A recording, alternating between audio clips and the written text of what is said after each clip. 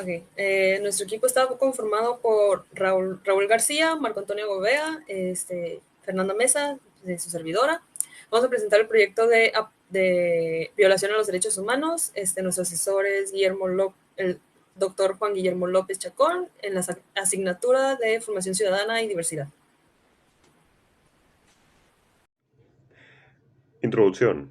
Una introducción es como una guía o una forma de dar el contexto del por qué se hablará del tema en cuestión. Trata de ser breve sin indagar demasiado. Solo habla de las cosas que el lector debe saber para poder leer el tema correctamente. En nuestra sociedad existen muchos casos de derechos humanos, y lo que queremos relatar aquí sería la causante o la razón de estas violaciones. Tenemos en cuenta que existen muchas personas que no hacen valer los derechos humanos de los demás. Hacen mención de los propios ciudadanos cuando hacen ese tipo de actividades. Sin embargo, también vale la pena hablar de la cantidad de personas marginadas gracias a otras causas, como el gobierno, otros ciudadanos y cualquier persona que tenga el más mínimo poder sobre otra persona. Capítulo 1. Planteamiento del problema. Antecedentes. Como se menciona en otras investigaciones, la violación de los derechos humanos puede ser cometida realmente por cualquiera. En la investigación de César Barros Leal y Julieta Morales Sánchez podemos poner en tela de juicio si realmente los partidos políticos están tan limpios como dicen. Pero la verdad es que se ha demostrado que muchos partidos políticos llegan a usar la violencia para lograr sus metas. Por supuesto que esto no se logra de la noche a la mañana, aunque también depende del nivel de presión que hayan cometido esos partidos políticos. El sistema penal tradicional considera a las víctimas del delito de manera secundaria en razón de que el Ministerio Público decidía sin intervención de las mismas y se ejercitaban acción penal ante los tribunales, aunado al hecho de que en pocas ocasiones se procesaba a los inculpados, y cuando eso sucedía y el juez determinaba a petición del representante social la reparación del daño por su carácter de pena pública, generalmente las circunstancias limitaban las posibilidades de acceso a la justicia de las víctimas. En el año 2018 fue donde las amenazas a los derechos humanos en México representaron un serio desafío a las instituciones del Estado y para la sociedad en su conjunto, y dejaron un saldo muy complejo en el que las desapariciones de personas continuaron, la persecución y las agresiones a personas defensoras y periodistas no cesaron, la pobreza y la desigualdad persisten. Y en ciertos sectores de la población se vieron incluso incrementados los problemas como es el desplazamiento interno y los despojos a pueblos y comunidades indígenas, la trata y la explotación de personas. La Comisión Interamericana de Derechos Humanos reveló que el país es el país con más quejas por violaciones de derechos humanos en todo el continente americano. El 23% de las denuncias presentadas por la OEA fueron procedentes de México, pese a que contamos con 33 organismos defensores de los derechos humanos.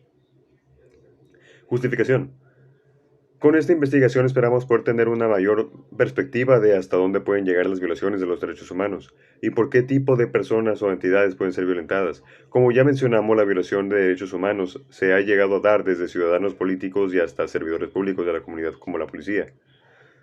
También queremos mencionar en qué tipos de acontecimientos se pueden llegar a violar estos derechos humanos, o sea, el tipo de situación que se requiere para que se violen los derechos humanos. Podríamos resaltar como casos hacia el racismo son detonantes de la razón y casos de que nuestros derechos sean violentados. De ser posible, logrará dar a entender cómo los ciudadanos pueden llegar a defender sus derechos humanos y su vida. Cuando mencionamos su vida nos referimos a los casos de desapariciones forzadas, torturas y ejecuciones extrajudiciales. Así que, con este documento esperamos que seas más consciente de tus derechos y si es posible en algún futuro los derechos humanos puedan ser aplicados como es debido y se hagan los juicios correctamente al final, al igual que la justicia cumpla como es debido. Objetivos. Nuestro objetivo general es mostrar cómo y cuándo se da la violación de los derechos humanos a nivel mundial a diferentes tribus urbanas, etnias, etc. Objetivos específicos. Nuestros objetivos específicos es mostrar a la sociedad la importancia que se les debe tomar a los derechos humanos, impartir la prevención de la violación de los derechos humanos a ciertos grupos sociales y etnias, conocer en qué escenario se da más la violación de los derechos humanos, dar a conocer posibles soluciones para que personas de diferentes etnias puedan tener los mismos derechos que el resto de la sociedad. Ok, siguen las preguntas de investigación, las cuales las usamos para saber cómo guiarnos o saber qué poder responder en el proyecto.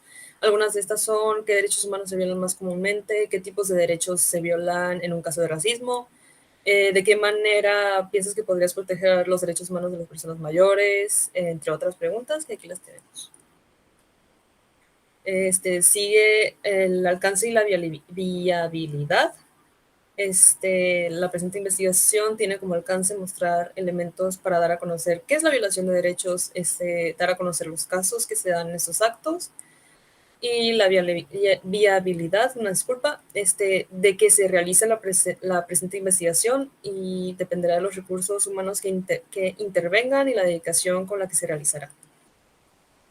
Sigue el estado de arte, que es como los antecedentes de otros países donde por ejemplo, en este caso se violan los derechos humanos.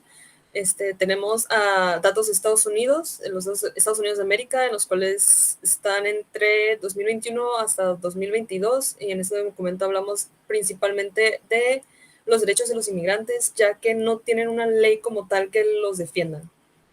También tenemos países como China, Irán, Corea del Sur y Brasil en la presentación. Ok, sí, en las hipótesis, donde se pueden dar como unas pequeñas soluciones. La hipótesis general, pues, es con las manifestaciones, se podría decir que con manifestaciones se podría dar como un aviso o que se tome en cuenta que están ahí los diferentes grupos a quienes se discriminan y violan sus derechos.